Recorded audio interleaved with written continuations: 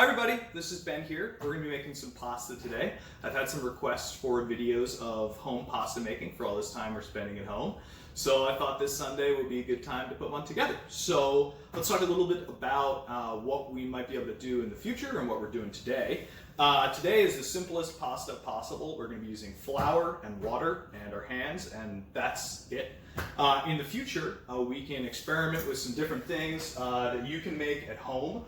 I have this great board which you can use to roll out different shapes of pasta, get ridges, and pretty much anything at home that has weird shapes or ridges on it you can use for pasta as well. We've got some dowels for rolling out little pieces of pasta. We also have stamps that we can use to make stamped pasta. So we'll see what we decide to do. You'll let me know what tools you have at home that we might be able to put to work. And let's get going. So, as I said, we're going to be making a very simple flour and water dough. And we'll talk about the different types of shapes of pasta you can make with this, but think of it as the base for your bitey little pastas, your orecchiette, your cavatelli, things like that. Later in the week or next week, I think we'll do an egg dough, maybe with some spinach in it, something a little more elaborate, but elaborate's really stretched because we're talking one more ingredient or two more ingredients. So for this, I'm using just flour. I have a mix of double O pasta flour, and this is a kind that you can find at Acme. It's still available right now. And Bob's Red Mill semolina. Pound of flour, half of each of these two types of flour. But you can use anything you have. If you just have all-purpose flour at home, that's perfectly fine. A pound of that is great. And I have sifted a pound of that flour onto my board. So just any wooden board, cutting board space, as long as you have enough space to work with, will do. I've sifted that into a mound here. I've got water with me. This is about 250 grams of water. 8, 9, 10 ounces, something like that. So it's really all about feel. Our house is a little on the drier side, so I tend to use a little more water than recipes call for. But again, pound of flour sifted into a pile, about 8 to 10 ounces of water, have a little more, room temp, just so you can work with it. I'm going to move things up here so you can see a little bit more about what I'm doing on the board, and then we'll get to work.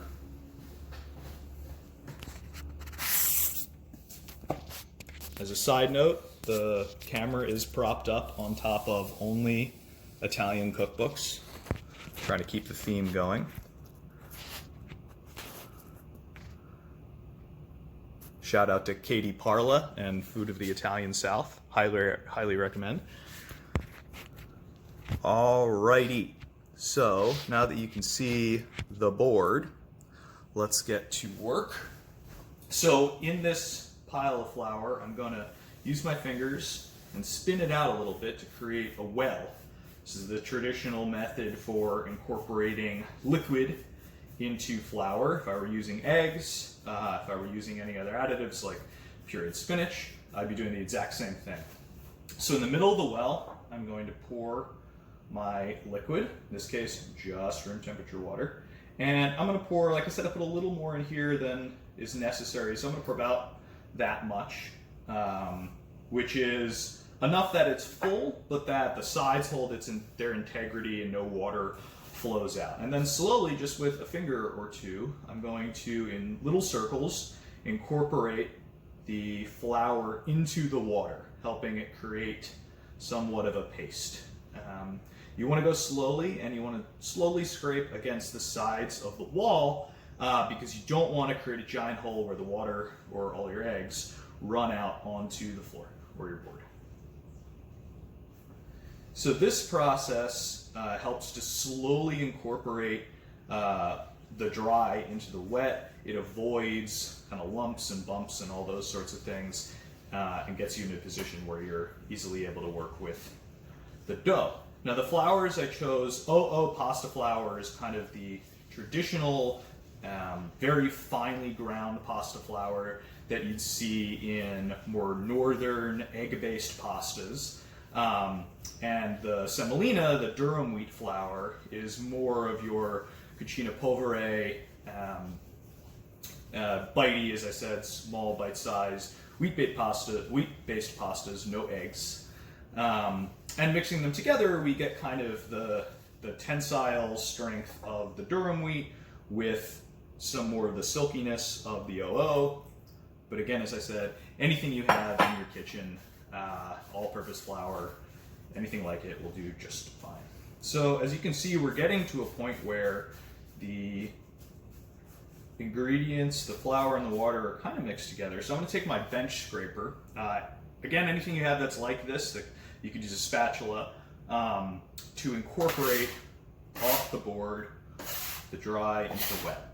And after I do this, I'm going to get a feel for whether we need more liquid, how it's coming together. I'm going to kind of just turn it onto itself, cut through it a little bit, press it. This is all about feel. We're ultimately, at this stage, just trying to get this together into a shaggy dough ball. Nothing pretty, nothing fancy, just a shaggy dough ball. So I'm going to take it, this mass, and start pulling it together, kind of keeping it at the center of my board, pulling in everything on the sides, pushing together until it forms some sort of mass. Now the key thing with dough is it's really all about feel. How much ingredient, how much dry, how much wet. I can give you a base, and any pasta recipe will give you a base. And I'll say that I generally follow pasta recipes from Mark Vetri and Evan Funke, and I highly recommend any books by both of them, and I think some of the recipes are also available online. But they're a great place to start. A lot of great description about how to make just about every shape of pasta that you can make. So I've got my shaggy dough ball coming together here, and I'm going to determine that even though I put a lot of water in it before, I like a more hydrated dough. I'm going to add some more water to my board here, kind of incorporate what's there. And again, using that bench scraper to bring it all together. So I'm starting with this dough in what might be a pasta making series because it is the easiest, it requires the fewest ingredients, and the actual making of the shapes of pasta is something that Rachel and I have done with our nieces and nephews before. It's great for doing with kids because it really is kind of a Play-Doh level of pasta making. We're not worried about fine craftsmanship and well-rolled sfoglia.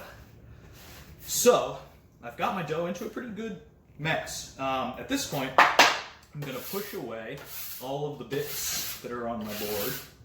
This is so that we can start working with one single dough that's at the same stage of incorporation, and we don't have all these kind of bits of drier or wetter pieces on the side. I'm going to use my bowl here just to get my hands a little cleaner.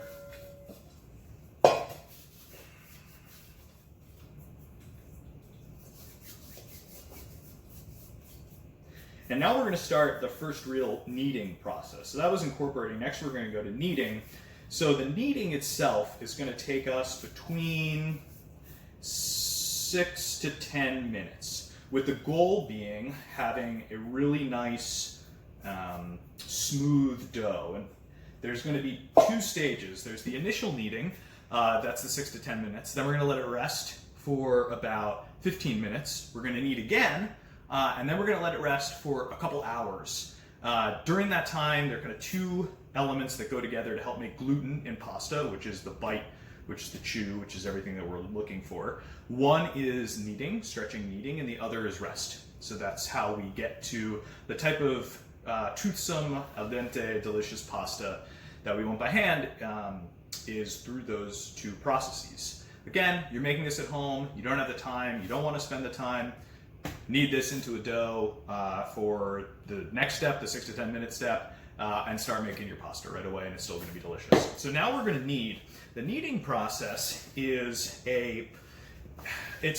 both creating the gluten, fully incorporating all of the dough, all the flour and all the water, and also adding air.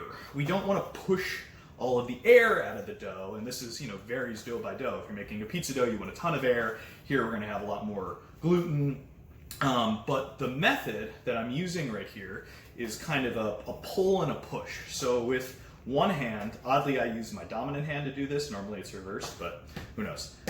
You pull the dough towards you a bit, stretching it a bit, not ripping it apart, but stretching it a bit. You pull the dough towards you. With this hand, you push away, kind of like a wave. You want it to make a wave motion, and then you pull it back on top of itself. So that's a pull, anchoring, pulling, push, back on top of itself. Pull, push, back on top of itself. Pull, anchor, back on top of itself. Pull, anchor, back on top of itself. That's how we're going to be kneading this dough.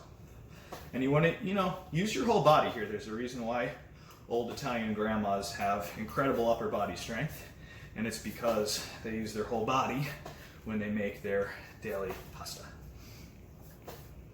So we're going to do this, like I said, for about 6 to 10 minutes. We might cut out the video and take a little pause because this is really this for 6 to 10 minutes. It's very therapeutic. I think this is a good kind of zen moment to just be with the dough. If the dough's a little dry, take a little water, smack it on your hands, and then keep kneading it in. And that's a good way to very slowly incorporate more moisture if you think you need more moisture. If it's too wet, take some flour and sprinkle some flour on top and keep the process going. And this way we'll get to a really good dough that we can then take to the next stage of the kneading process. One thing I'll add is that this recipe that I've given you, a pound of flour and about 8 to 10 ounces of water, that's enough for 6 solid size servings. I would say that a family of 4 is probably perfect because everybody gets a little more than one serving. And we'll talk about later on our condimento or our sauce, or how we're going to actually pull this together, and the shapes of pasta that you can make. So for now, keep kneading another maybe 5 or so minutes, and then after that you're going to cover with saran wrap tightly, or with a wet, or I should say damp towel, and just leave it on your board for 15 minutes and let it sit. Back in a sec. All right, so now we have let this, we've kneaded this for about 10 minutes and then let it sit for 15 minutes. And you'll see, you can see how smooth and springy this dough is. That's exactly what we're looking for. So now the process is to cut this sawing motion. You don't want to squeeze anything out of it. Cut it in half, and then take each half, roll it into a ball, knead it again for a few minutes. If it's dry, water to your hands, knead again.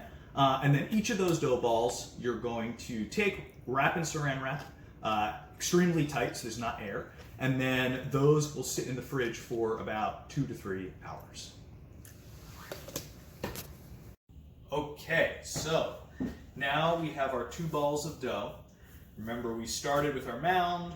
We made the mound into one shaggy ball. We kneaded that ball for about 10 minutes. Then we let it sit for 15 minutes. Then we cut it into 2 separate balls, kneaded them a bit, and I've let them rest for minimum 2 to 3 hours, or no time at all, and you can just get to work on making pasta shapes right away. Doesn't matter a whole lot except for the gluten development, which is going to be better if you let it go a little longer. So, full disclosure, this is always a finicky thing, and I'm certainly, not great at this, and I'm learning as I go. So, my dough is a little moist when I pulled it out of the saran wrap, as it'll happen with this one. It stuck a lot to the saran wrap. Not a big deal. I pulled it out, I left some pieces behind in the saran wrap, I threw a little flour on it, now it's good to go. So, just to say that there's a lot of flexibility and kind of improvising required when you do this, but generally it's going to be okay. So we're going to do 3 different shapes I'll show you how to make today. And these are all kind of different, mostly Southern Italian shapes. Rachel is now the camera person. Rachel, do you want to say hi? Hi. It's going to be delicious. So we're going to do 3 different shapes. I think in the end, I'm not sure what shape I'm going to make for this meal. We'll see at the end, but I wanted to show you 3 different options. So the 3 options that we have today are, we're going to make orecchiette. Oh, you can prop it up. That's what I'm doing. Okie dokie. We can't see your face. So we're going to make orecchiette, these little ears. We're gonna make cavatelli, these guys. And we're gonna make fusilli, which are, when made by hand, they look like this. They're different from the extruded type, which are the really tight spirals. So let me walk you through each of these. All family-friendly stuff. Very little equipment required except for the fusilli, which I'll explain. So for the orecchiette, we'll roll out, just cut off a piece of the dough, and then the dough, so this is, like I said, mine's a little moist, so I'm not as worried about it drying out, but generally you want to leave it with saran wrap on top of it so it doesn't dry out. So we're going to take a little piece of dough, roll it into a log. For the orecchiette, we want to cut little pieces, I'd say that's what, half an inch, maybe a little less, right off the log, and then with a butter knife, from one corner towards you, pull and push into the board at the same time, and then take that piece that you just made and unfold it and kind of press it up a little bit so that the kind of ripped, torn side is just like that. And that's how you make orecchiette. So it's, again, we'll cut a little piece like that from the corner, press into the board, pull it over the knife, and then take it off and push it up like that over your finger, boom. And you do that like 700 times, and then you have dinner. Cavatelli, even easier. No knife fork required. You cut a piece about an inch, a little over an inch. Honestly, it doesn't matter. It's however wide 3 of your fingers is. That's a good metric. And then you take this little log, and you put your 3 fingers on it, and you press into the board and pull it towards you until it folds over itself. Press it, pull it towards you, and flick away. And you can see what we're basically doing is stretching it out so that it's not one big lump of dough. We've got that beautiful kind of ridge in the middle. And that way it'll cook really nicely. So the board here, I actually floured a little bit. That's something I should mention. You just take a little flour in your hand and you throw it across the board. That thin film of flour is exactly what you want to work with. So for fusilli, if you want to get a little fancier, I have a Fusilli faro, a rod, but you can use, in Italy they'll use old spokes of an umbrella. If you have an old umbrella lying around, you can honestly use a pencil or anything that's kind of this type of shape. What we're going to do with that is make these spiral fusilli. So we're going to roll out our log a little more. I guess we're moving from log realm to worm realms, or worm of dough. And I'm going to cut it just about like that. And then I'm going to angle it facing, we'll say if it's hands at the clock, that's about 2 o'clock. And I'm going to press whatever dowel you find right into the end. Not too hard, but firm. And then I'm going to roll it forward over itself until it rolls around my dowel. And then I'm going to slide it off there. And maybe it sticks like this, which, you know what? Should happen. So maybe it'll stick a little bit. It's not going to be perfect, but there is somewhat of a fusilli. Let's try this one. There you go. That's the kind of shape you want on the dowel. And then you let it fall off, and you have a beautiful fusilli. So those are 3 different shape options. I'm going to consult with the boss and see what she wants for our shape tonight, and then we're going to make a ton of those. Have fun! Sorry for the background music. We have the dishwasher going, but this is about an hour or so of work without any helpers. If you had helpers, hopefully it took less time. Over here we have the fusilli. Some of them look kind of janky, and some of them look pretty beautiful. So these we're going to have tonight. They're laying out here to dry, but we're going to have them tonight with melted zucchini. Zucchini cooked down really slow, shrimp and garlic. And then here are orecchiette. Again, some look not so great, and some look pretty stellar. So these we're going to dry out here, and then we're going to save them in the fridge or in the freezer for another night. Probably going to make some sort of pesto in this beauty, but you can use a food processor. So that'll be another video, but tonight we'll show you how we transform this into a beautiful dinner. We have our water boiling here, and then here a pretty solid amount of olive oil, some garlic sauteing, some pepperoncino, and to that we're going to add a full container here of sliced zucchini, very thinly sliced. Just kind of hard to do one-handed. And that we're going to let cook down slowly, probably for about 20 minutes, until everything starts to fall apart. Alright, so if you come up close here, we have the zucchini cooked down really beautifully, pretty melty. That's a bunch of olive oil, garlic, zucchini, some pepperoncino, salt, pepper. Then here we have some shrimp we cut in half, salt and pepper on those guys. And we have a pot of boiling water seasoned with salt, not like the sea, but like a good seasoned soup. Like the sea is just too much salt. So what we're going to do is we're going to add our pasta into our boiling water. I'm going to put the lid back on so that it comes back to a boil pretty quickly and gets a good cook on that. And then at the same time, we're going to put our shrimp in here. Pasta's only going to cook for a minute or two. It's going to come out and then be tossed in here with the shrimp and the zucchini. We'll add a little pasta water in here to thicken up our sauce with the starch that comes off the pasta. And then we'll plate it up. So, now we're going to grab our pasta.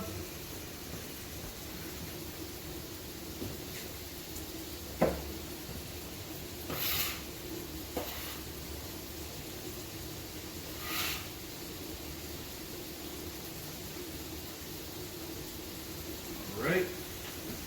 And we go right into the boiling water. Going to give it a quick stir so that it doesn't stick.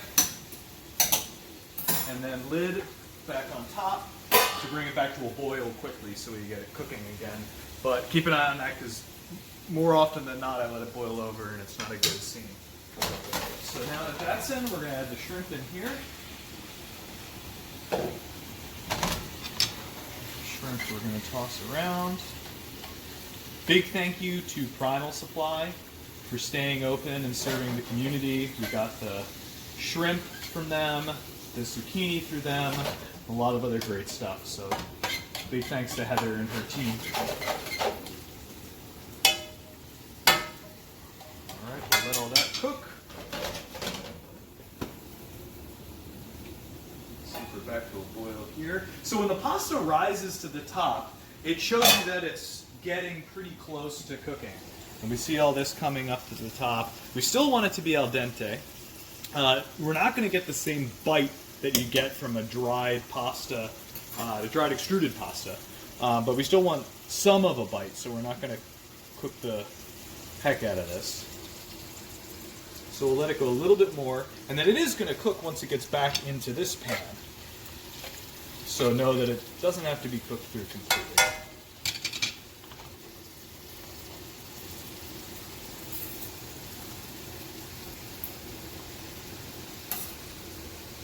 I'm going to say just a few more seconds, and then we'll get it out of there into here, and we'll retain all this water. That's why we've got our ladle out, in order to make our sauce right in there.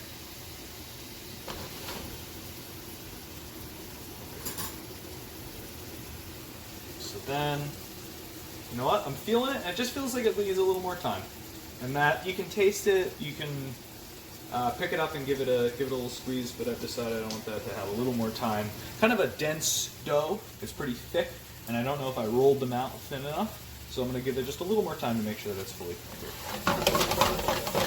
And this is the point where everything's going to happen very quickly. So we have our plate set up, we've got our cheese ready, everything's ready to go as soon as it's all cooked.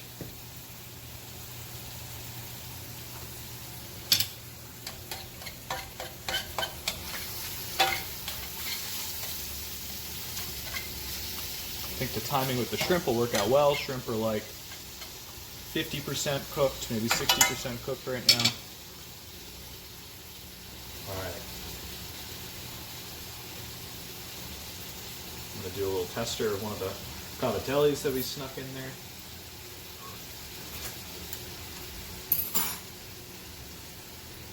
Pretty good. Nice toothsome quality. It's great. I'm going to let them go a little longer.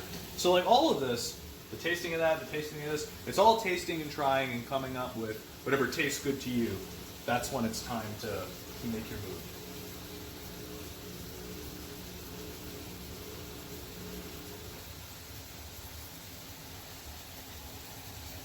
Oh yeah, as I stir them, I feel they're not resisting me as much. They don't feel like kind of logs. They feel a little more supple, and that's what we want out of them.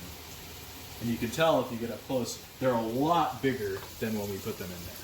They've expanded pretty dramatically from the water.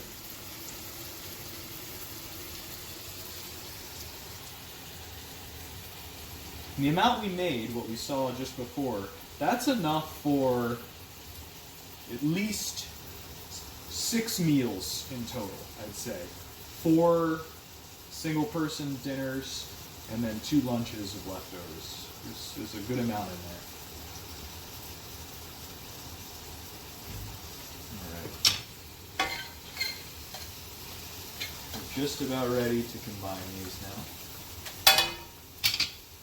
So I'm going to kill the heat on this, and I'm going to bring this closer and start saucing to the pan. You always want to finish the pasta in the pan with the sauce, the condimento, unless you're dealing with something like a pesto, which you want to keep the fresh flavor of. I'm going to add a little bit of pasta water.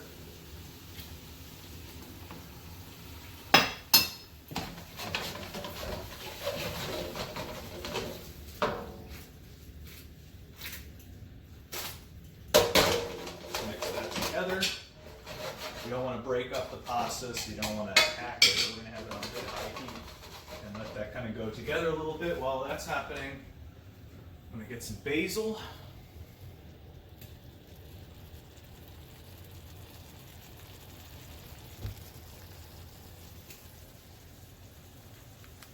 Our little farmer.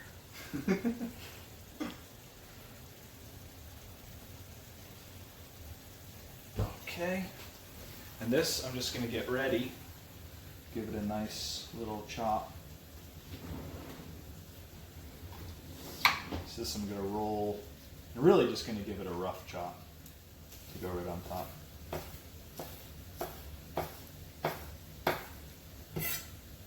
We'll leave that there, right by our cheese. Okay, so this is looking really nice. We're going to keep giving it tosses.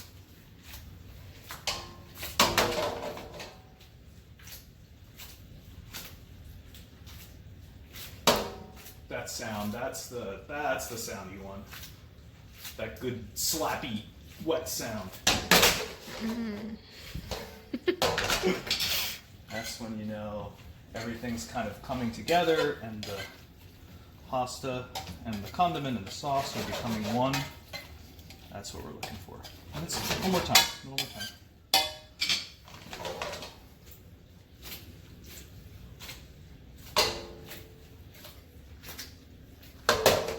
Now I'm going to test this.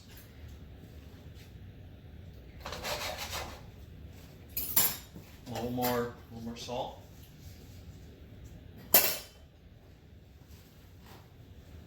And a little more black pepper.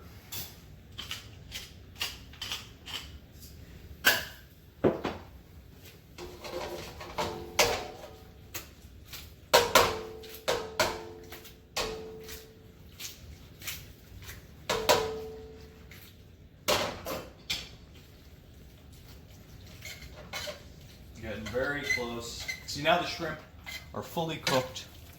Everything's nice and melty. It's really all marrying together. It's exactly what we want. I think a couple more tosses and we're there.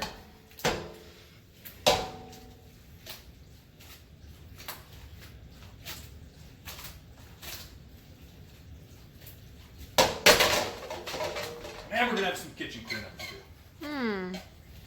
We?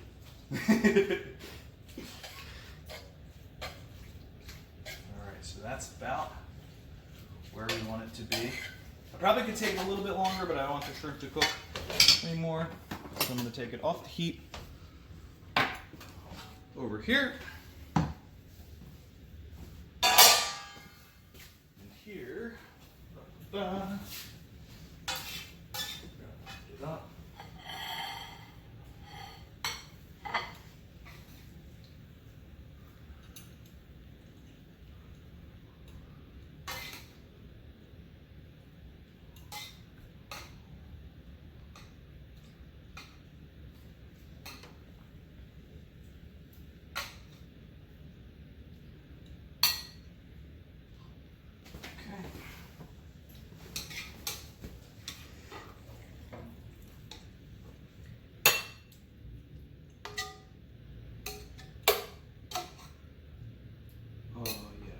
Definitely want all the sauce on there. Enough pieces of shrimp. And here, I'm just gonna add a little bit of finishing olive oil. And some basil. And there we have dinner.